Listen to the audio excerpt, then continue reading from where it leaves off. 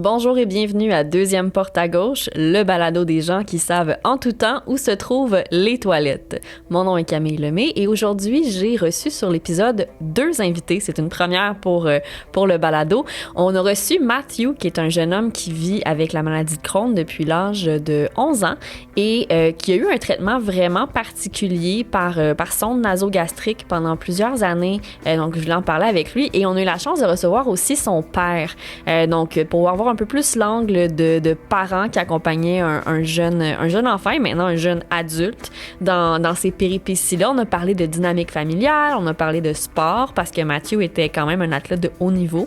On a parlé d'école, un peu de réalité de vie de tous les jours, comment est-ce qu'on s'adapte et même, je vous dirais qu'on a parlé d'échanges à l'étranger et de voyage parce que Matthew a eu l'occasion récemment d'aller faire une session à l'étranger malgré la maladie. Il a pu s'adapter. Vraiment, il y a de belles notions dans cet épisode-là.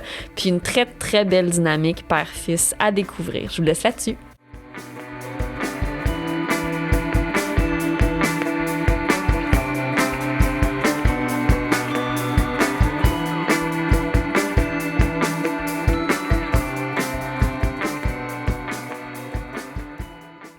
Matthew, Brian, merci d'être avec nous aujourd'hui. C'est la première fois qu'on reçoit un duo sur l'émission. En plus, aujourd'hui, c'est un duo père et fils. Mm-hmm. Bonjour. Bonjour. Merci de nous inviter. C'est fun d'être là, c'est intéressant. Oui, ben écoutez, aujourd'hui, ça va être le fun parce qu'on va avoir deux perspectives sur une même histoire. Matthew, c'est toi qui as la maladie de Crohn depuis un âge assez jeune. Et aujourd'hui, on va parler donc de ton histoire, mais aussi de l'angle, comment c'est d'être un parent d'un enfant qui est malade ou qui a une maladie chronique. Et j'aimerais ça commencer, en fait, c'est ça, on se disait que c'est un peu, on en parlait tantôt, là, c'est un peu drôle de savoir par où commencer ça. On va commencer chronologiquement. Je pense peut-être commencer... parce que tu as beaucoup de belles choses à nous dire, Matthew. Pour vrai, je trouve que ton histoire est super inspirante. Encore aujourd'hui... Commençons par le début. Quand tu étais jeune, toi, tu étais un jeune assez actif là, à l'époque. Là. Oui, ben merci pour l'introduction, Camille. C'est ça. Moi, je pense que mon paradigme en grandissant, ça a toujours été la compétition, le sport. Donc, dès que j'ai 3-4 ans, je me lance dans le hockey. Mon père jouait au hockey. Ça a toujours été super important pour moi. Une anecdote drôle, je crois, puis je vais apporter ma soeur tout de suite. Elle va revenir plus tard dans nos histoires, mais quand elle est née, la première chose que je lui ai dit, c'est « Elena, j'ai un bâton de hockey pour toi à la maison. » Dès le début, c'est que ouais, le sport, c'est important. Puis, c'est un peu dans l'été de 2011, donc je suis né en 2000, c'est facile à suivre. 9 janvier 2000, on suit les années comme ça. Donc, mon année de 11 ans, je joue au hockey 3A, très compétitif. Mon père commence à voir que je patine un peu moins, je suis fatigué, je m'endors dans l'auto en revenant des parties. Il y a quelque chose qui va pas bien. Ma mère aussi, elle a la maladie de Crohn. Donc, elle, ça faisait un bout qu'elle avait remarqué les symptômes qu'elle se trouvait dedans. On est allé voir le médecin de famille, rien de conclusif là, mais les symptômes persistaient. Donc, finalement... on a décidé d'aller voir au CHU Sainte-Justine, où est-ce qu'on a finalement fait la rencontre de Dr. Jean Chou. Donc, Camille, elle l'a déjà eu sur le podcast. Et c'est là que ça a pas mal commencé. Mon père peut-être continuer sur quelques symptômes. Je sais, admettons, quand je mangeais... Oui, c'est ça. C'est sa mère, vraiment, qui l'a remarqué tout de suite. Puis quand il mangeait, puis là, il arrivait, puis il allait sur le sofa, puis il y avait des crampes. Puis là, elle disait « Ah, je suis sûr qu'il y a le maladie de Crohn, parce que moi, c'était comme ça, les symptômes, c'est semblable. » Puis on dit « Ben, écoute, on va les voir. » Moi, je trouvais qu'elle avançait ça un peu trop vite. On dit « Ben, attendez, on va aller voir la médecine de famille. » Puis c'était des prises de sang, des choses comme ça, puis inclusif. Puis finalement, c'était cet été-là, quand on jouait à hockey l'été, puis quand même, on voyageait un petit peu. Puis Mathieu, c'était toujours un petit gars qui était vraiment très compétitif. Puis il jouait le soccer l'été, puis le hockey, puis cet été-là, OK, le hockey encore. Puis c'est ça, juste genre de... J'avais jamais besoin de lui pousser. Puis même moi, je suis un gardien de but, puis j'ai déjà coaché. Puis des fois, je le disais où aller sur la patinoire, puis lui faisait le contraire ou faisait d'autres choses. Puis il savait mieux que moi mes conseils. Fait que je dis, bon, ben j'arrête de lui parler, arrête de dire comment jouer. à un moment donné. Et c'était ça, cet été-là, mais je trouvais que c'était le genre de gars qui allait patiner, puis il allait remonter, chercher le rondelle ou le disque, on dit en français, là, maintenant. Et il se virait de bord, puis là, c'était comme il patinait juste coup à coup, puis juste à côté, puis je disais, ben il me manque un petit quelque chose. Puis c'est pas comme j'avais besoin de lui dire, ben Mathieu, c'est quoi qui se passe? Mais c'est juste que j'avais fait cette observation-là. Puis comme on dit, il dormait dans l'auto. Fait qu'il y avait un manque de... Il était fatigué. Et on me dit, c'est pas comme lui. Fait que là, nous autres, on se préparait pour aller en Floride. Et sa mère était très inquiète. Fait qu'elle a dit, bon, mais on rentre à Saint-Justine. Fait que je dis, OK, on va rentrer à Saint-Justine à l'urgence. OK. Fait que elle a poussé, puis ça qu'on a fait. Puis justement, ils nous ont très bien accueillis. Puis on a vu le docteur Jean Chou, je crois, pas mal au début. Puis il a donné des médicaments. Il dit, après votre petite vacances en Floride, vous rentrez. Puis là, ils ont fait toutes les tests et tout ça, puis on a vu qu'on a passé un week-end là-bas, puis on est resté dans la maison Ronald McDonald, là, au côté. Fait que on était bien, puis sa soeur aussi qui était avec nous, qui était 3 ans plus jeune, fait qu'elle était très inquiète pour voir que son frère était malade, mais on l'expliquait qu'il y a une maladie, oui, il est malade, mais ça va s'améliorer, puis...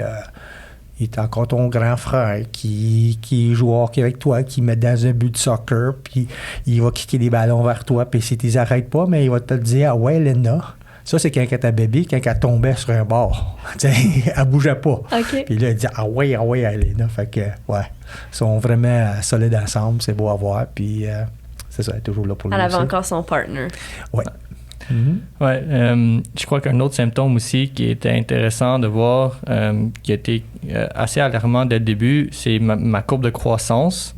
Donc, j'étais comme dans le 65e, 70e, je pense, percentile pour la grandeur, mais juste dans le 30 percentile pour la grosseur, le poids.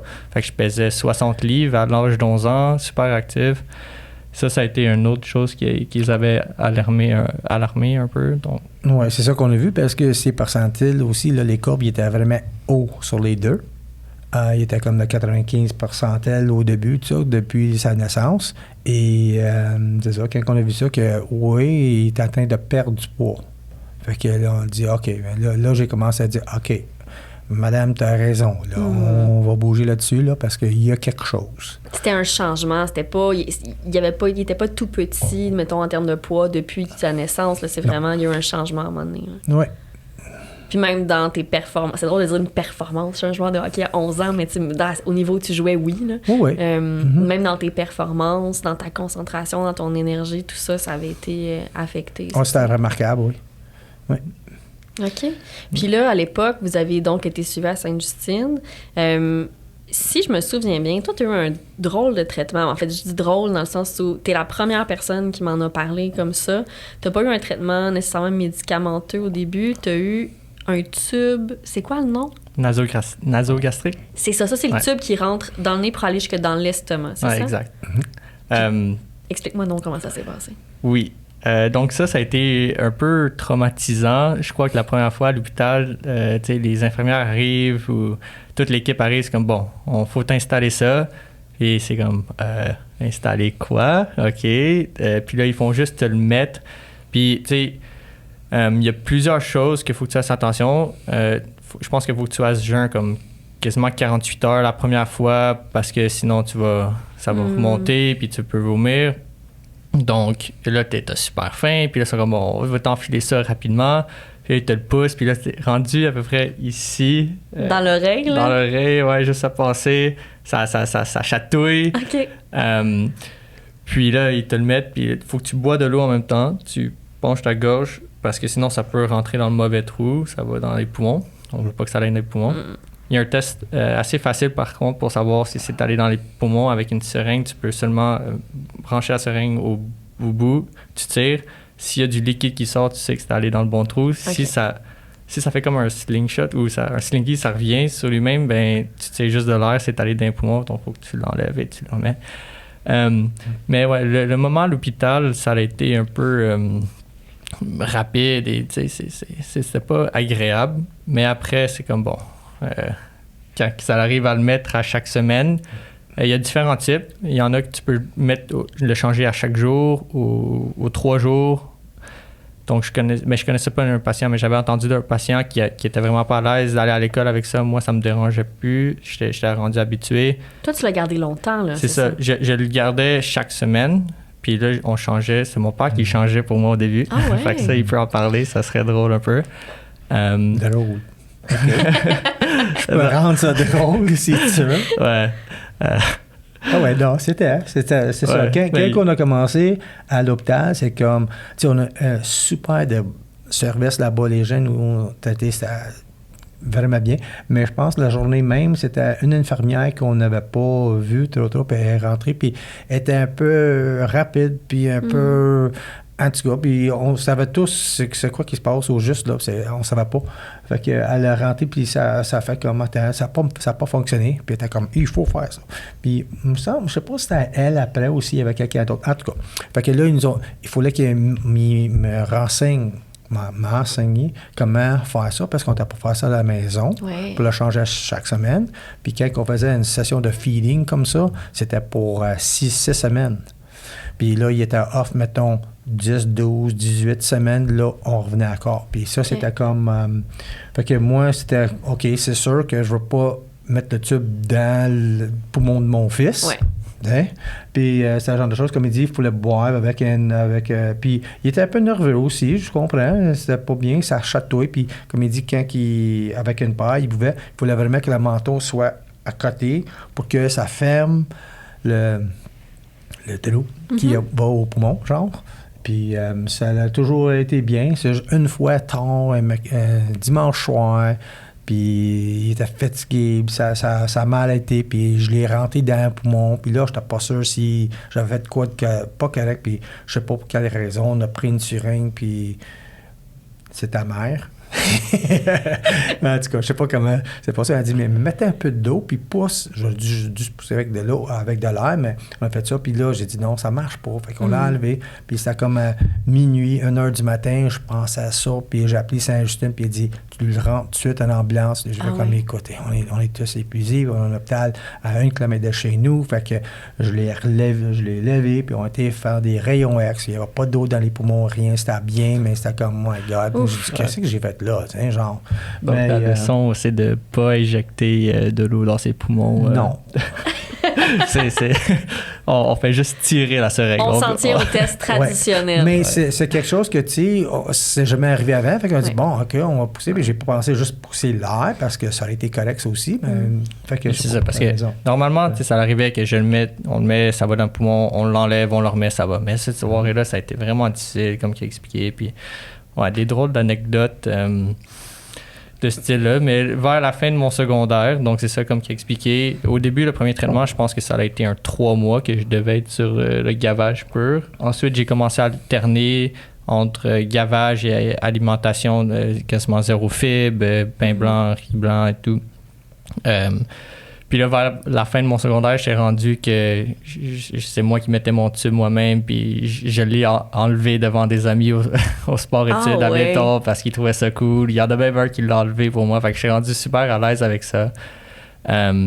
Puis je pense que j'en ai pas touché, mais au primaire aussi, j'ai commencé en 6e année avec le tube, et l'entourage, tout le monde m'a toujours bien supporté là-dedans. Puis je pense que ça, j'ai été vraiment chanceux. Ça a vraiment changé ma perspective de la maladie. Puis ça m'a un peu motivé, je pense, à aller vers ma route d'Opération Enfant Soleil, Children's Miracle Network, qui est comme Enfant Soleil, mais en Amérique du Nord. Beaucoup d'initiations vers le bénévolat comme ça. Surtout pour les enfants malades. Je pense que ça, c'est ce qui m'a vraiment... c'est une cause qui me tient à cœur. Il y a un peu de... Mon Crohn's, ça s'est bien passé, mais je vois à quel point qu'il y a d'autres enfants que c'est comme... Ouais, ça, c'est vraiment comme... Tu habites à l'hôpital. Je crois que ça, c'est quelque chose qui a été vraiment le fun avec le gavage. C'est que, admettons, Jean-Chou m'expliquait qu'en France, traditionnellement, ce traitement-là, on gardait les enfants à l'hôpital. Mais nous, on avait une machine qu'on pouvait aller chercher, puis qu'on ramenait à la maison, justement, puis j'ai pu vivre ma vie d'adolescence quand même. Ça a tout changé là, dans ce cas-là. Là. Puis là, vous l'avez mentionné, parce que je pense qu'on a expliqué comment on l'insère, comment on l'enlève et tout ça. Premièrement, c'est sûr que tu avais le meilleur party trick de toute ta gang au secondaire. Là. Mais ce tube-là, donc, c'est un tube de gavage. Donc, ça venait... Toi, tu ne mangeais plus pendant que tu avais ces traitements-là. Tu avais seulement une substance qui était ingérée dans le tube, c'est ça? Oui, mais il n'était pas censé de manger parce que ça bypass le système qui donne le faim. Mm-hmm. Mais Mathieu, il avait encore faim. Ah ouais. Fait que, puis même le Dr. Jean Chou nous disait, mais il n'est pas supposé. Je dis, ben oui, mais il a faim. Fait que, on dit, c'est quoi qu'il va manger? Puis, fait que c'est bien parce que même, c'était genre de... Je me souviens pas c'était quoi le nom du produit. J'allais à la maison parce que j'avais gardé des fichiers Excel pour voir combien que je lui donnais par nuit, le nombre de calories. Puis, des fois, c'était comme boosté, là. Comme durant parce que, comme il disait, il allait à l'école. Puis, fait que moi, je partais de travail, que je suis enseignant aussi. Fait que j'allais à son école. Puis, je menais la machine à son école ou je l'amenais chez nous. Puis, je le gavais pendant 30 minutes ou 45 minutes, le midi. Puis, il retournait à l'école. Puis, tu sais, il est rendu à la maison le soir encore. Mais là, finalement, c'était pendant qu'il dormait. Fait qu'on le mettait ça pour la nuit. Okay. Et on remplaçait des sacs. Puis ça, c'est tout. Quand ils nous ont montré ça à Sainte-Justine, comment faire, puis j'ai dit, bon, ben, donne-moi toutes, comme ils disent, on voit des enfants qui sont là à journée longue avec des parents, puis je dis, écoute, vous avez d'autres clients. Nous autres, on peut s'arranger. Donne-moi les produits, donne-moi les sacs, les tubes, puis on s'arrange avec ça, puis il faut que ça soit tout stérile. C'est évident. Puis, fait que là, lui, il prenait comme, des fois, c'était monté à 3250 calories la nuit. Wow! Fait que je faisais... Puis là, le Dr. Jean Chou, il dit, puis ça passe machine, parce que des fois, je le mettais trop épaisse. OK. Plus de calories, parce que ça tenait une litre de liquide, fait que c'était comme un vrai milkshake. Ça sortait comme un mix de pancakes, des crêpes, genre. Des fois, c'était tellement... Mais... Puis là, le jour même, il allait bouffer un autre 750 calories ou plus, là. Fait que là, puis au début, lui, il était très anxieux parce qu'ils l'ont expliqué comme, avec ça, vous allez prendre du poids. Mm-hmm. Puis là, pour lui, dans sa tête de 11 ans, il pensait pour devenir gros, puis rester gros. OK. Fait qu'il était très inquiet, puis ça a pris un peu de temps avant qu'il nous explique, mais il a dit, non, pendant que tu fais ça, oui, tu vas faire un petit bédaine, mais là, tu vas grandir, puis c'était vraiment intéressant pour voir comment que, OK, gros, grand. Comme gros, les bébés, les tout petits bébés, souvent c'est ça, là. Tu les vois pas pendant 2 mois, puis le premier mois, ils ont juste grossi, le deuxième, ils ont rallongé. C'est ça. OK. Ce qui explique pourquoi tu es assez grand aujourd'hui. Là. Justement. Voilà. Génétique peut-être, mais oui, le traitement a définitivement aidé à revenir sur ma courbe de croissance plus naturelle, je pense. Okay. Puis avec ça, est-ce que tu étais capable de faire du sport? Oui. Donc ça a été... la première été que je suis revenu, puis je suis sorti de l'hôpital, j'avais un tournoi de soccer, justement, puis toute la gang était genre super sous choc, genre inquiet, mais en même temps, encore une fois, tout le monde était supporter, sont allés, ils ont joué pour moi, on a gagné ce tournoi-là. Il y a même une entrevue, on a passé sur RDS, puis j'avais mon tube, puis je parlais à la caméra comme ça. Wow! À 11 ans, puis ouais, tout le monde était super là pour moi. Sinon, le hockey, j'ai continué, je jouais en dessous de mon casque. J'ai jamais eu de problème avec le tube. Des fois, mettons, une autre anecdote un peu drôle, il disait que c'est justement la nuit, fait que là, je me réveille, puis j'avais tourné à mettons, puis là, ça l'avait débranché. Fait que là, je me réveille, puis tout mon lit est tout mouillé de produits un peu laiteux. Là. Fait que, il y a eu des événements comme ça. Merde. Mais bon, on s'en passe, puis il y a beaucoup plus de positifs que de négatifs là, grâce à ce traitement-là, ça, c'est sûr. Mais c'est ça, ce genre de choses-là, c'est pas arrivé souvent. Puis c'est étonnant aussi, quand il dit aujourd'hui, je reviens, je pense à ça, puis il dit, ouais, parce que ça veut dire que tu bougeais pas tant que ça la nuit. Puis c'est comme, tu sais, quand on a vu ça, tu mettais le tube, ça sort, puis tu mets sur le joue, puis là, il y a un couple de petits tapes qui tient en place. Puis là, quand il joue au hockey, mais là, au soccer, là, je mettais plus un patch dessus. Pour OK. pas. Puis là, le tube, c'est comme, mettons, le fil pour tes écouteurs. Puis c'est juste à l'intérieur de ton... Puis là, c'est fermé. OK. Fait que ça se garde stérile. Puis le soir, mais tu le branches sur la machine. Puis, ah ouais, on se gave, jeune homme. Puis il a bien fait ça. Puis après qu'il a vu que ça marchait, puis ça a vraiment mis... Je sais pas si... Oui, on va dire à la Crohn, ça a tombé en rémission avec ça aussi. OK. Puis, mais à chaque année, on faisait ça jusqu'à tout le secondaire. Ouais. Parce que là, t'en as plus, c'est ça? Non, donc c'est ça. Donc ça a été vraiment un traitement que j'ai fait de 11 ans et demi à 17 ans, pendant 6e année plus secondaire. Au début, c'était vraiment pour attaquer la maladie, mettre ça en rémission. Ensuite, plus vers la fin de mon secondaire, c'était pour retourner sur la courbe de croissance, continuer à prendre du poids, sans trop genre faire un bodybuilding bulk, admettons, puis manger tout ça par moi-même. Aussi, je pense que c'est bien à préciser que le gavage, c'était un choix aussi, parce que j'aurais pu boire ce produit, mais je le trouvais trop dégueulasse, je n'étais pas capable de le boire. Fait que, c'était pas obligé de prendre le gavage, c'était juste parce que ça goûtait pas quand ça passe par le tube. Puis je n'étais pas capable le goût.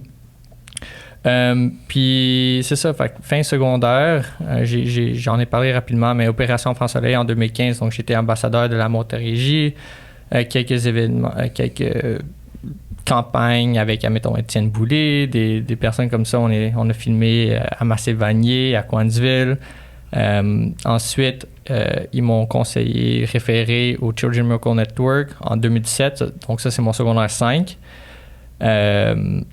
Puis ça a été toute une affaire avec Walmart. On est allé dans des Walmart à Saint-Jean, parler, inspirer les gens, motiver les gens pour la cause. Mais je pense que tout ça, ça a mis beaucoup de pression, puis beaucoup de stress. J'étais arrivé fin secondaire, bien réussi à l'école. Mais pendant cet été-là, j'ai commencé à avoir du sang dans mes selles pour la première fois. Puis ça a été très stressant. J'étais comme, bon, pourtant, ça fait 5 ans que ça va super bien. Qu'est-ce qui se passe? On s'est mis sur la cortisone parce que je voulais pas retourner au gavage. Je m'en allais au cégep. Je suis comme, bon, je veux commencer quelque chose de nouveau. Cortisone, ça n'avait pas bien marché pour moi. Plein de boutons dans la face. Je continuais à avoir mal au ventre. Je continuais à avoir du sang dans le sel. Puis je pense que là, c'est le septembre 2017 que c'est là que ça a été quelques premières ou deuxième semaine de cégep. J'ai fait une hémorragie interne. J'étais chez ma mère, j'étais en train de gamer à Minecraft. Je dis à mes amis, ouais, je reviens dans quelques minutes. Puis je vais aux toilettes. Puis ouais, je me suis assis, je me suis vraiment pas senti bien. J'ai du sang qui coule. J'étais chez ma mère, mes parents sont plus ensemble. Donc mon beau-père, je l'ai appelé, puis je suis comme s'il vous plaît, aide. Puis là, on a appelé mon père, on est allé à l'hôpital. Puis ça a été vraiment un wake-up call de, bon, ta santé, oui, tu peux performer à l'école, oui, tu peux performer un peu partout dans la vie, mais tu sais, ça reste la priorité numéro 1. Puis je crois que ça a été une leçon de vraiment prendre un petit recul, puis toujours avoir ça en perspective, que c'est bien de performer, mais sans ta santé, sans ton... Faut savoir s'arrêter. Ouais. Puis gérer un peu c'est quoi tes limites aussi en termes d'énergie ou même de projet que tu peux... Parce que c'est ça, tu as été très, très impliqué pour différentes organisations. Tu continuais le sport, tu allais aux études. Ouais. Ouais, puis c'est ça, je pense que c'est ça. Le secondaire 5 aussi, quand c'était temps pour OK, on retourne à gavage, puis là, Mathieu a dit non, père, il dit ça me tente pas. Et il dit, tu sais, j'ai tout fait mon secondaire avec un tube, je joue au hockey avec un tube dans mon casque, puis tu arrives au centre pour faire un face-off, puis l'adversaire te regarde, puis il dit, c'est correct. C'est pas, me semble, j'ai jamais vu ça, c'est quoi? Fait que, en tout cas, tu sais, même quand il a commencé au primaire, la première journée d'école, je me souviens, j'ai été avec, puis les gens, ils ont été demandés de s'habiller à quelque chose. Fait que je me souviens pas en quoi tu étais habillé. En Michael Jackson. Tu étais habillé en Michael Jackson, oui. Mais il y a des élèves qui ont dit, regarde, maman, il est habillé un enfant malade ou quoi que ce soit, quelque chose de même. Fait, on dit, OK, mais non, pas tout à fait, là, mais comme dit, là, ses amis qui ont suivi aussi au secondaire, ils l'ont vu de même, mais en secondaire 5, il a dit, non, ça me tente plus, là, je vais faire... Puis on dit, correct. Puis là, cet été-là, il a travaillé dans un théâtre. Cinéma. Un cinéma. Puis il était en charge du popcorn. Mais ça servait des clients, fait que là, quand tout le monde passe, mais là... La sauce gratuite et du popcorn gratuit illimité, c'est pas un bon combo pour la maladie de Crohn. Non, c'est ça. Hein? Ouais. Je pense que ça l'avait magané. Oui, c'est ça. Puis là, c'est ça. Puis aussi, là, c'est dans ce temps-là qu'il était à mi-temps chez sa mère, mi-temps chez moi. Fait qu'on se surveillait un peu moins. Puis là, il a commencé le cégep. Puis c'était de cross-country. Puis il faisait de la course cross-country un petit peu. Ouais. Puis là, c'est ça aussi, là, comme ça travaille le système un petit peu. Puis là, il a fait la chute que, c'est ça, le beau-père, il m'a appelé, puis il a dit, si t'es pas là dans 10 minutes, j'envoie une ambulance. Je dis, OK, attends. Fait qu'on est arrivé, puis c'était comme, moi, j'ai monté à l'air, puis ils étaient ensemble aux toilettes, puis comme ils disent, bien là, on avait recommencé le gavage, parce que là aussi, il était malade, puis c'est cette fois-là qu'il t'a dit, il a même vomi. Puis la tube est sortie par la bouche, puis il dit « Enlève-moi ça, enlève-moi ça ». Fait que moi, je le pogne par la bouche, puis je suis en train de tirer, puis il dit « Non, non, c'est l'autre bord ». Mais tu sais, j'étais tout énervé. Fait que quand on est rentré à l'hôpital, c'était comme... on est rentré à l'urgence, puis on n'a même pas pris le billet pour le tirage, le triage. Là, j'ai cogné, on est rentré, puis en dedans de 2 minutes, il y avait une sévière, puis là, on est en arrière, puis t'as comme 4 médecins, on coupe la chemise, on met les électrodes, puis j'étais comme, oh my God, c'est comme... Ah, ça doit être un choc comme parent? Oui, c'était vraiment un choc. Je viens juste d'en parler hier, fait que là, j'ai pleuré hier. Aujourd'hui, je pleurerais pas, là, mais d'habitude, c'est comme... Tu sais, j'ai vu ses yeux rouler par en arrière, j'ai dit, c'est ça va terminer comme ça, là, c'est pas possible. Fait que, trop de popcorn? Puis, peut-être. Mais c'est la cortisone aussi qui j'avais moins bien réagi. Puis je crois que j'ai arrêté la cortisone plus vite que j'aurais dû à une dose plus haute. Fait que je pense que le choc du système, fait qu'il y a plein de facteurs. Fait que c'est là que j'ai commencé à prendre Humira après. Jean Chou a conseillé le biologique comme ça. Puis finalement... Fait que j'ai fait Humira à travers mon cégep. Ça s'est bien passé. Puis là, je suis comme, bon, on commence l'université. J'ai commencé l'université avec Humira aussi. Puis là, c'est initiation, puis tout. Puis tout ce qui était alcool, je me suis pas mis dans ça rapidement. J'ai évité l'alcool pendant mon secondaire, même cégep de Granby, il n'y avait pas des gros parties ou rien d'intéressant, donc j'avais pas tombé dans ma phase. Je suis comme, bon, je vais à l'université, ça va être grosse initiation, je vais commencer à boire.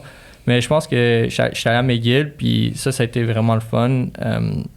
Il y avait vraiment des conseils et des personnes responsables dans les initiations pour l'inclusivité puis la diversité.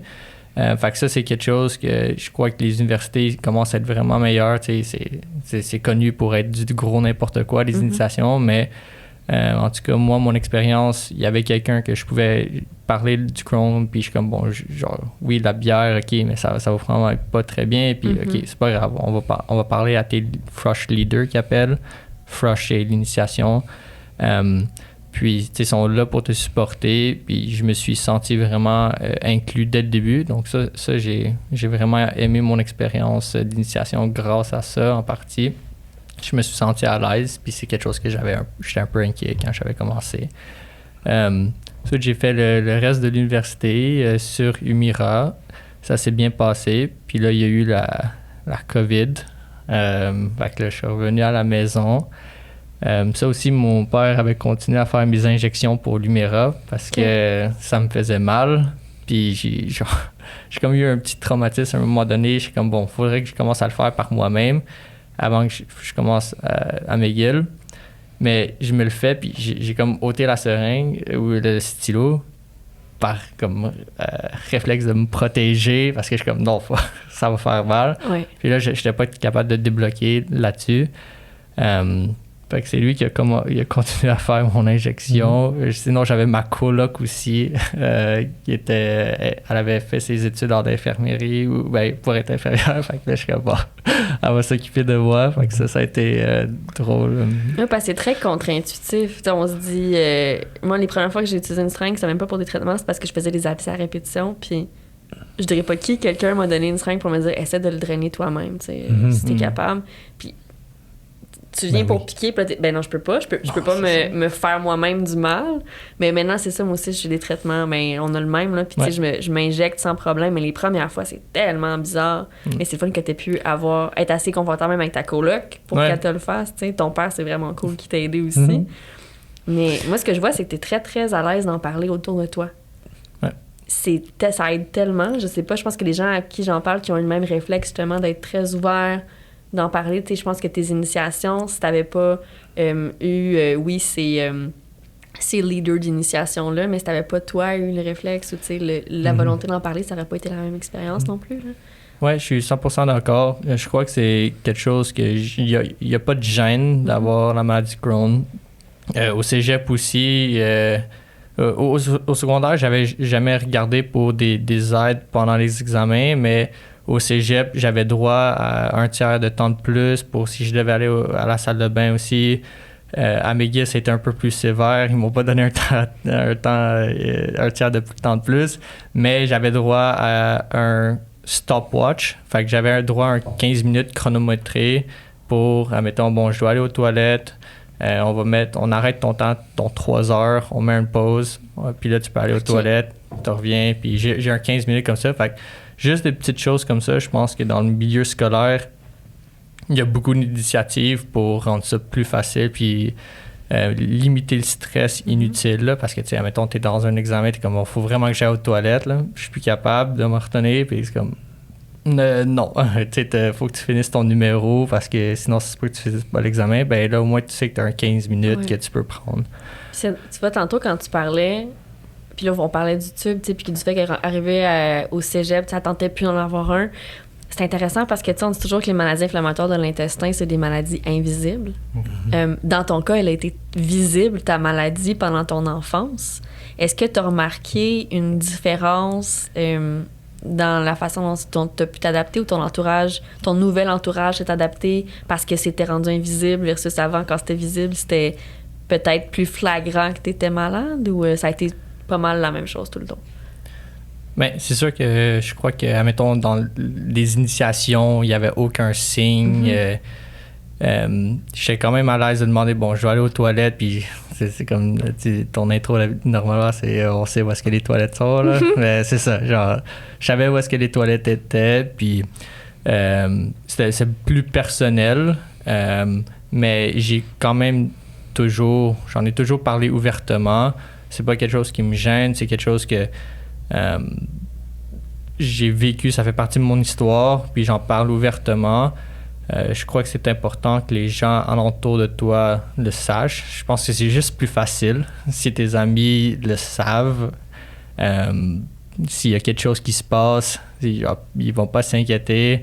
Admettons, je suis sorti à Québec avec un ami, puis on était dans un bar, puis j'étais allé aux toilettes pendant une vingtaine de minutes, j'avais juste trop de crampes, j'ai de l'alcool que j'avais bu pas bien passer, je suis comme, ben ouais, c'est ça, c'est mon Crohn's probablement, puis c'est pas grave, on va s'en sortir, là, je vais être correct, puis mais s'il le savait pas, ben là, il aurait peut-être mal réagi, puis voilà, fait ouverture, transparence, ça a toujours été important pour moi, que ce soit la maladie ou d'autres choses, mais pour la maladie, je pense que ça m'a fait plus de bien que de mal d'en partager ouvertement. C'est clair. Puis comme parent, est-ce que... parce que quand Matthew avait son tube, bon, ça se voyait. Est-ce que les gens vous en parlaient autour? Oui, des fois, ils disaient, ben, ton gars, est-ce que ça va? Puis là, j'expliquais, ben, c'est la maladie de Crohn. Parce que même moi, comme je suis enseignant au secondaire, puis comme il dit, quand c'est pas visible, là, on le voit pas. Puis aujourd'hui, on a beaucoup d'élèves, on entend de plus en plus des je ne vais pas dire des troubles d'apprentissage, là, c'est ça en français, mais tu sais, il y a des cas de ci, puis ça, puis on essaie de dire, mais nous autres, on reçoit des rapports, puis on dit, tel enfant, il a besoin de ça. Mais quand c'est pas visible, on le voit pas des fois. Fait qu'on passe au travers. Mais avec Mathieu, c'est sûr, c'est très visible. Puis quand il parlait que quand il était au cégep, puis il était juste à l'âge que ça terminait, moi j'avais des craintes, ça terminait à Saint-Justine. On n'avait pas de médecin pour lui rendu là. Fait que on a même pu rentrer à Saint-Justine pendant qu'il avait 18 ans, puis même 19, je crois, là, au début, avec Jean Chou, des fois, OK, bon, mais venez, puis on passait comme à la fin de la journée, genre, puis en tout cas, on a de super beaux services. Puis, tu sais, moi, j'avais des craintes aussi avec les biologiques au début. C'était comme, moi, je suis pas sûr si je veux que mon fils prenne ça. Puis, mais à un moment donné, ça va super bien. Puis là, il a changé depuis une couple d'années. Tu sais, les régimes de surveillance, ils ont demandé des génériques. Ouais. Fait que ça va mieux à ces niveaux-là. Mais tout, puis même comme, tu sais, tantôt, on parlait de la famille, puis même sa petite sœur, quand elle était bien jeune, il y a un antidote pour à Noël une année, là. Ouais, donc c'est ça. La première année que je fais mon gavage très intense, je pense que c'est le 3 mois que je dois faire sans manger. Puis on arrive, c'est le temps de Noël, tout le monde a de la date, puis tout. Gros repas de famille, c'est super bon. Ouais, je veux un morceau de date, je veux manger de quoi.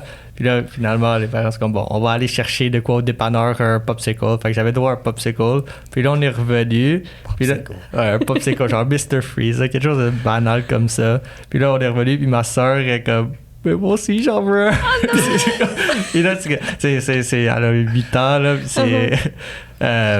c'est drôle parce que c'est comme la perspective dans ces choses-là, c'est comme un popsicle pas santé, c'est tellement rare pour elle que c'est genre elle aussi, ça aurait été le fun d'en avoir un, mais parce que bon, dans la vraie nourriture, là, c'est beaucoup plus fun. Là. Toi, tu voulais juste la normale. Ouais, puis elle qui était dans la normalité voulait le popsicle qui était vraiment un hors saison, puis deux, tu sais, petit gros sucre gratuit, là. Ouais. Ah ouais, mais justement, c'est ça, je me demandais. Puis, tu sais, ta soeur n'est pas là aujourd'hui parce que, bon, un nombre limité de personnes à qui je suis capable de parler en même temps. Mais ça doit être particulier aussi, tu sais, d'avoir... Moi aussi, j'ai une soeur et un frère. Mais je sais pas comment eux ont vécu ma maladie avec les années. Puis, j'étais pas malade enfant non plus. Fait que je sais pas... D'un point de vue, par exemple, de parents, ou même peut-être que toi, tu l'as remarqué, tu sais... Comment c'est, peut-être Brian, quand on a un enfant qui est malade puis qu'on a un deuxième enfant à la maison, ça doit pas être évident de jongler, tu sais, l'attention, les soins qu'on donne à chacun. Mais elle aime pas voir, comme mettons, quand c'est arrivé pour insérer le tube, là, elle voulait rien savoir, elle allait se cacher, là, elle voulait pas voir ça. Puis quand tout allait bien, elle voulait savoir si ça allait bien. OK. Puis, comme on dit, au début, quand on faisait le gavage, c'était une canette je me souviens pas, c'était déjà pre-mix.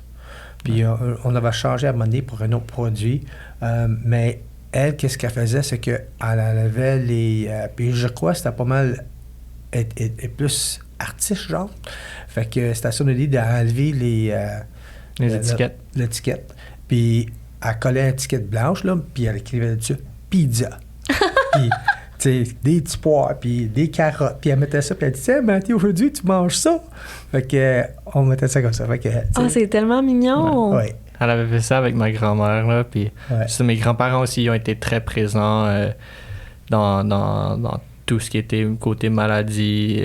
Toujours, toute la famille, là, très supporteur. Donc ça, c'est quelque chose qui m'a vraiment aidé à être plus confortable dans la maladie. Ça aurait définitivement été différent si j'avais pas eu ce support-là de tout le monde dans mon entourage. Fait que pour ça, j'ai un gros merci. Mais ouais, ça a été quelque chose que j'ai eu un cours à l'université que j'en ai parlé aussi. Il fallait on apprenait à s'exprimer puis parler de notre histoire. Puis là, en joke, ouais, je pense que mon histoire débute vraiment à l'âge de 11 ans et demi, quand j'ai eu ma première crise existentialiste. Bon, je savais pas c'était quoi ça à l'époque encore. Puis là, le prof a regardé un peu, qu'est-ce qu'il va dire? Je suis comme, ben ouais, j'ai été diagnostiqué avec une maladie. Puis ça a vraiment changé ma perspective du monde. Tu sais, au début, ça a toujours été compétition. Puis là, tout d'un coup, c'est comme, ben non, tu vas être l'enfant malade. Puis c'est rendu ça ton histoire. C'est comme, qu'est-ce que tu fais avec ça? Puis à travers tout, je pense que ça a vraiment été, je vais dire en anglais, je vais essayer de me le traduire après, mais c'est « turn tragedy into triumph », fait que tourner la tragédie en triomphe. Puis je pense que c'est vraiment une perspective qui m'a aidé à essayer de me forcer, puis pas nécessairement me forcer, mais voir les choses du côté positif de la médaille. Puis vraiment, oui, t'as un obstacle devant toi, mais bon, qu'est-ce que tu vas faire avec ça? C'est quoi la solution? Qu'est-ce que peux-tu inspirer du monde? Y a-tu une façon de toucher d'autres mondes? Toi, personnellement, est-ce qu'il y a une façon de mieux manger? Oui, tu vas peut-être pas pouvoir faire toutes les activités que tu aurais faites avant, mais il y a d'autres choses, puis il y a beaucoup dans la perspective qui aide. Je pense qu'il faut être optimiste malgré la maladie, puis ça l'aide beaucoup à mieux vivre. Ouais, souvent, je pense que ce qui aide aussi, c'est, tu l'as bien mentionné, on part d'un défi, on s'adapte, il y a des choses que tu peux plus faire, il y a des choses que tu peux faire. Un peu comme dans, je sais pas pour toi, mais moi, la nourriture, justement, aussi, ça a été longtemps un défi. Tu sais, ça l'est encore par moment. Puis ce qui est souvent, ce qui nous fige, c'est quand on pense à qu'est-ce qu'on peut pas manger. Tu sais, quand tu vas... moi, j'étais avec mon chum à la maison, mettons, puis il voulait m'aider il voulait faire le souper. Puis il disait, OK, qu'est-ce que tu peux pas manger en présentement? Puis là, je sortais une liste, je peux pas manger ci, puis ça, puis ci, puis ça, puis ça. Puis il me regardait, puis il disait, OK, mais il reste quoi? Puis je disais, OK, ouais, c'est vrai, il faut changer notre façon de penser. Maintenant, on va faire une liste de qu'est-ce que je suis toujours en mesure de manger quand je suis malade. Puis j'ai comme un fichier Excel de nourriture, OK? Je vous l'enverrai. Puis il y a un onglet dedans qui est bedon friendly, que quand ça va pas bien, n'importe quelle recette là-dedans, je peux manger. Fait que c'est un peu comme ce que tu dis, tu sais, ce que je peux plus faire. Tu sais, peut-être que je peux plus faire de hockey 3A, mais qu'est-ce que je peux faire maintenant? Puis de regarder plus qu'est-ce qui nous reste que ce qu'on a perdu. Puis en plus, toi, tu t'es impliqué énormément pour faire connaître la maladie, faire de la sensibilisation, pour aider d'autres gens aussi dans des situations similaires. C'est un peu ça l'idée aussi derrière le podcast, c'est de redonner puis de partager des histoires pour aider les gens qui traversent peut-être des périodes plus difficiles ou même éduquer leur entourage. Je pense que ça a dû beaucoup t'aider parce que c'est une question que j'ai reçue récemment sur Instagram dans les DMs du podcast. Puis c'était comment est-ce qu'on arrive à accepter cette situation-là? Parce que puis je pense que quand, tu sais, toi, je sais pas, à l'époque, ou peut-être même que tu as eu une première crise existentielle, donc à 11 ans et demi, peut-être que tu en as eu plus tard. Ça vient souvent, tu sais, la résilience, moi j'aime dire que c'est pas linéaire. Non. On est très résilient, puis à un moment donné, ça nous tente plus. Puis là, après ça recommence. Comment toi, t'as vécu ça? C'est une grosse question, je m'excuse. Ouais. En général, j'ai des phases qui m'inquiètent. Bon, je commence à avoir mal au ventre, puis je vois vraiment que j'ai des périodes, admettons, j'arrive, c'est fin d'examen, puis là, temps de Noël, c'est là que je crash. Puis c'est même visible à travers mes notes de l'école. Ah oui. Genre, il y a une période, première session, ça va super bien. La deuxième session, c'est contre la première session, je suis comme, bon, ça va pas bien. Puis là, on arrive à la fin, c'est Noël, puis je suis comme vraiment fatigué. Tandis que ma deuxième session, c'est cette session d'hiver. Quand tu finis dans l'été, souvent, c'est le beau temps, ça va mieux.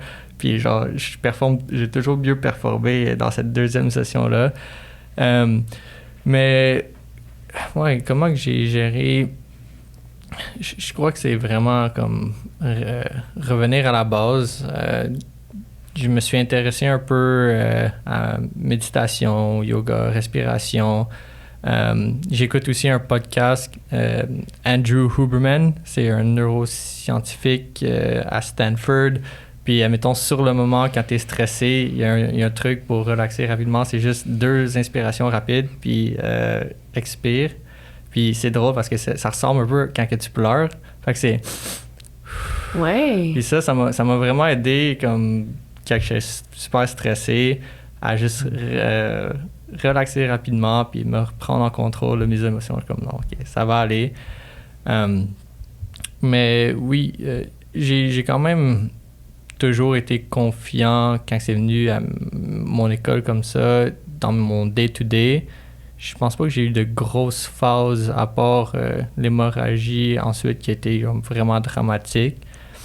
Mais je pense que c'est la constance puis vraiment de rester stable qui a été la clé pour rester en top shape, là. Mais moi, je vais juste rajouter à ça, c'est que je pense, ça, c'est la partie que sa mère était plus impliquée, qu'elle voyait comme si toutes les émotions et tout ça. Là, puis il était toujours là. Et aussi, il a dit tantôt, ses grands-parents, c'est de la côté de sa mère. Parce que, rendu à ce point-là, mes parents, je crois qu'ils étaient tous les deux décédés pendant qu'il était le Crohn's. Fait que eux autres aussi étaient vraiment là pour Matthew. Puis il y a beaucoup de sport et tout ça. Puis c'est pas mal ça, là. Ça fait toute une différence. Ça fait toute une différence, c'est sûr. Puis même nos amis aussi, tu sais, quand j'y parle, puis même aujourd'hui, ils vont dire « Hey, Matthew, ça va bien? » Oui, ça avance bien, tout ça. Puis, parce que quand il y a vraiment son crash, là, quand il était rendu à l'hôpital pour 5 jours, puis même les médecins, ils ont rentré les jours après, puis ils ont dit « Écoute, petit gars, t'étais pas blanc quand t'es rentré, là, t'étais rendu transparent, là. Ah oui, On voyait au travers, là. » Puis c'était comme, oh my God, là, moi, je me souviens, là, j'étais là, je dis, comment je vais expliquer ça à sa mère? Tu sais, on est rentré, puis c'est comme, je savais vraiment pas, là, qu'est-ce que ça pour passer. Puis, en tout cas, il a répondu très bien, puis il a toujours été, comme dit, très positif dans tout ça. Tout le monde autour, je crois, là, vraiment bien sportif. Et, yeah. Oui, puis ton point de vue aussi, tu sais, je pense que tantôt quand tu parlais, ça m'a rappelé une des phrases qu'on entendait beaucoup pendant la COVID parce qu'il y a eu beaucoup de problèmes de santé mentale, d'anxiété, tout ça. Puis qui disait je contrôle ce que je peux contrôler, puis je let go ce que je peux pas contrôler. Prise, hein? Et on lâche prise, exactement. Du reste, ça semblait être vraiment central dans comment tu l'expliquais tantôt aussi. Tu sais. Ouais, cette pensée-là, ça vient surtout d'un livre là, qui a été. Qui m'a affecté beaucoup, c'est les 7 Habits of Highly Effective People. En français, je sais pas. Mais similaire à ce que tu viens d'expliquer, c'est vraiment la première habit en français, ça serait quoi? Habitude? Habitude, ouais, habitude, c'est d'être proactif. Puis une des choses que c'est comme, tu peux toujours choisir ta réaction au stimuli. Fait que oui, ça, admettons, je vais avoir un réflexe, mais genre, plus grand, comme tu peux choisir comment tu réagis, ta perception, tu as le contrôle sur ça. Mais oui, tu vas avoir des choses dans ton environnement externe. Fait que là, tu as ton cercle, circle of concern, donc ton cercle, donc tu es concerné. À l'intérieur de ce cercle, tu as un cercle plus petit, c'est ton cercle d'influence. Puis c'est ça que tu peux contrôler. Puis là, pour mieux vivre, I guess, c'est, tu veux essayer de étendre ton cercle d'influence à l'intérieur de ton cercle de concern. Puis ça, c'est vraiment quelque chose qui m'a aidé à mieux voir la vie en général, je pense. Puis la maladie aussi, c'est comme, ça fait partie de moi, mais je peux quand même prendre des décisions qui vont améliorer ma journée, mon quotidien. Puis ça a vraiment été un livre qui m'a aidé à mieux avoir une meilleure outlook sur la vie. Oui, absolument. Tu vois, il y a une belle image aussi que j'avais entendue une fois, je pense dans un autre podcast, puis je l'avais écrit dans mon téléphone. Dans une période où c'était plus difficile, je me suis dit, je vais toujours revenir là-dessus. C'était la même chose, mais dit dans une image. C'était, tu peux pas contrôler le vent, mais tu peux contrôler comment tu orientes ta voile pour avancer en bateau. Ça, c'est bien. Tu contrôles pas tout, mais tu peux contrôler justement comment tu réagis aux défis autour de toi. Oui, exact. C'est exactement ça. Ouais. Puis, écoute, attends, je vais juste vérifier le temps, là. Je pense qu'on est rendu au dernier sujet dont je voulais qu'on parle, qui est assez cool parce que tu as eu donc un parcours scolaire assez normal. Je vais mettre des gros guillemets là-dessus. Tu es en train de terminer un bac? Oui, donc j'ai fait un 3 ans à McGill en commerce et il me restait à choisir. Je devais appliquer pour la graduation. Puis avec la COVID, je suis comme, j'ai pas été en échange.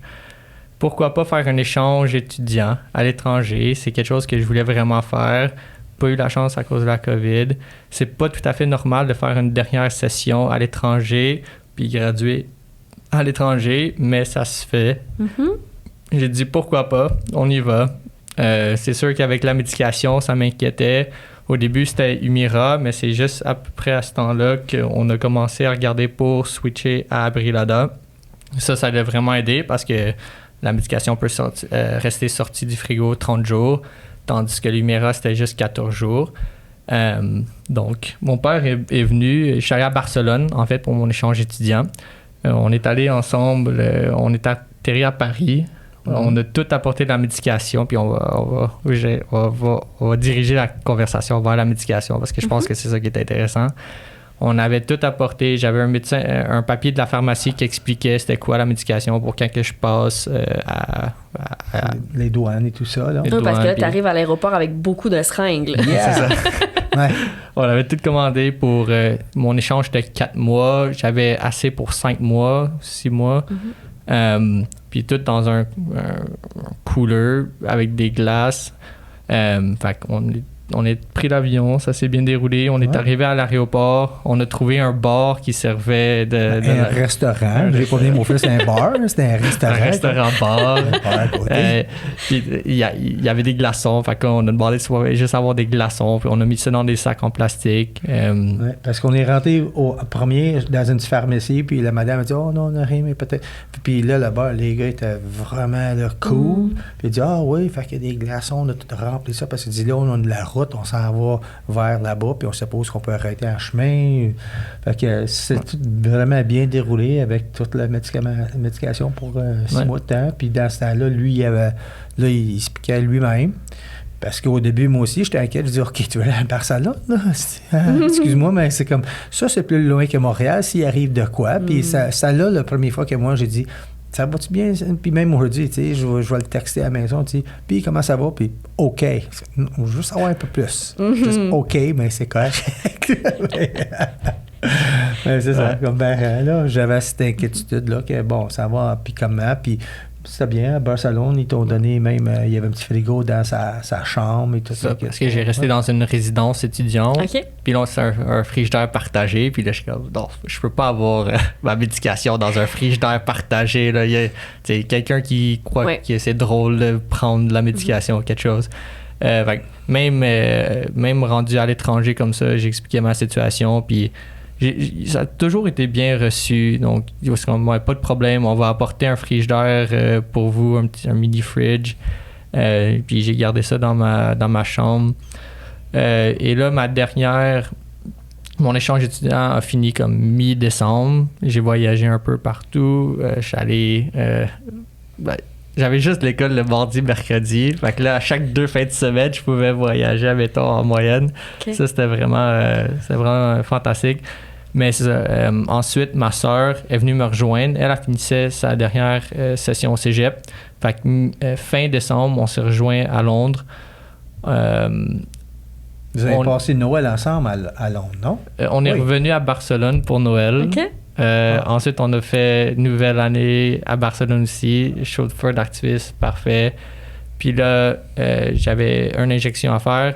Et ensuite, on partait pour le sud de l'Italie, donc tout ce qui est la Sicile. Puis là, il me restait 2 injections.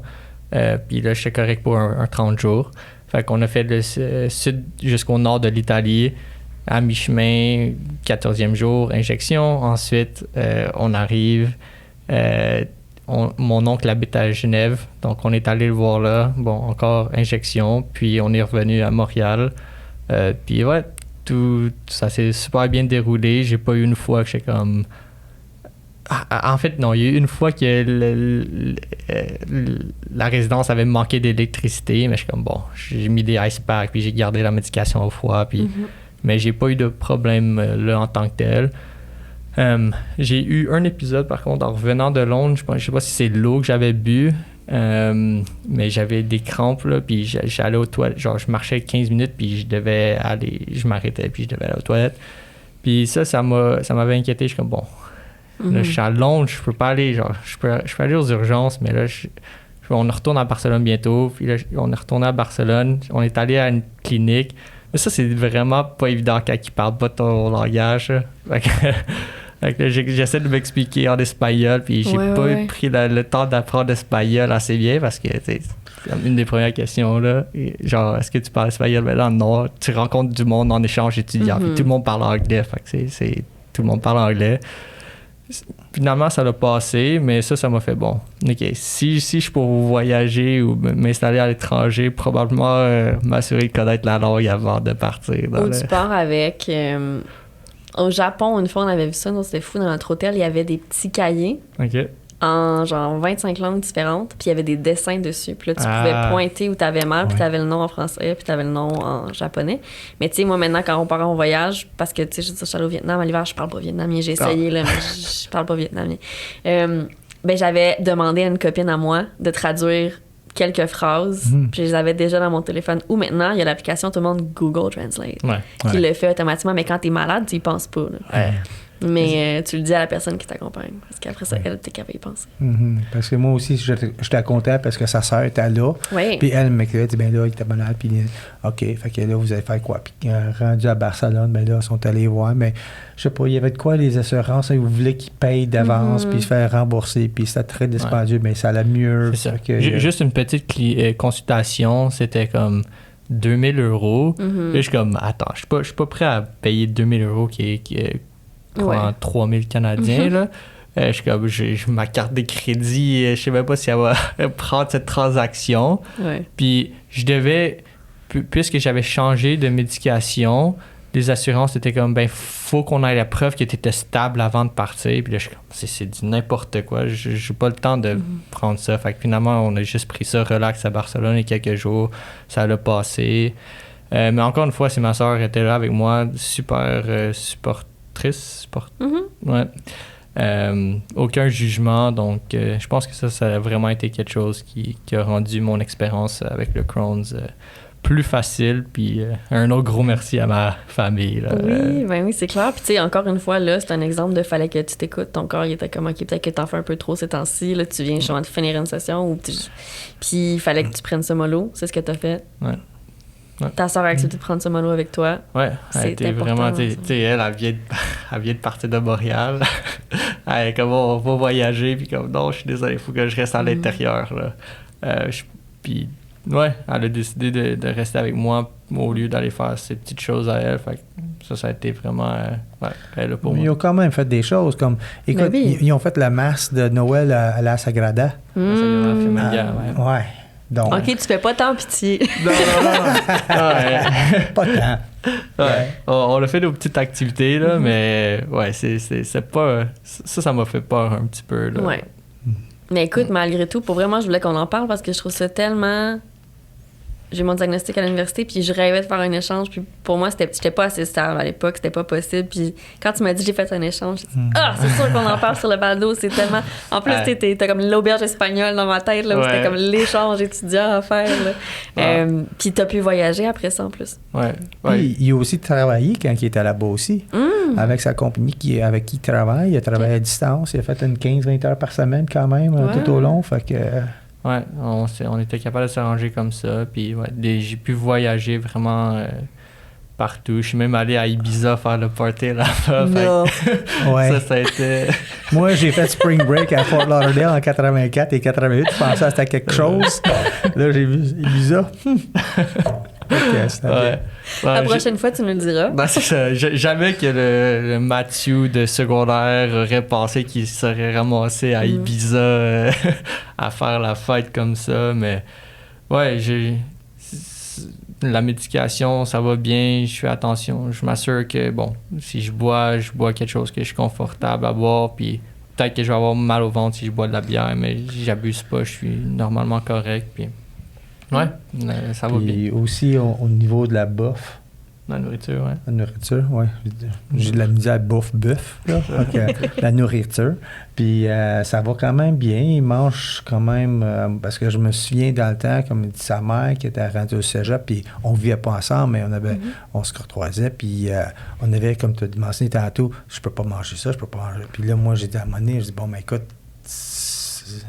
je cuisine pour toi, là, cuisine, puis je vais manger qu'est-ce que tu vas cuisiner, puis c'est comme ça, là. Mais avec lui, c'était juste après la chute. Là, j'ai fait beaucoup attention à ce que moi, je préparais chez nous, parce que c'était toujours sa mère qui préparait la nourriture à la maison. Et là, j'ai fait, OK, là, on fait des recettes vraiment Crohn's friendly. Puis, mais avec le temps, là, c'est comme, je surveille pas ça plus que ça. Faudrait que je regarde ça peut-être. Smooth sailing. On choisit comment on se dirige dans le vent. Et voilà! Hey, pour vrai, je pense qu'on va terminer là-dessus. Franchement, Matthew, Brian, c'était super le fun de vous avoir aujourd'hui. Merci d'avoir accepté de partager votre tranche de vie avec nous. Ça fait plaisir. Merci Camille. Bonne journée. Bonne journée à toi aussi.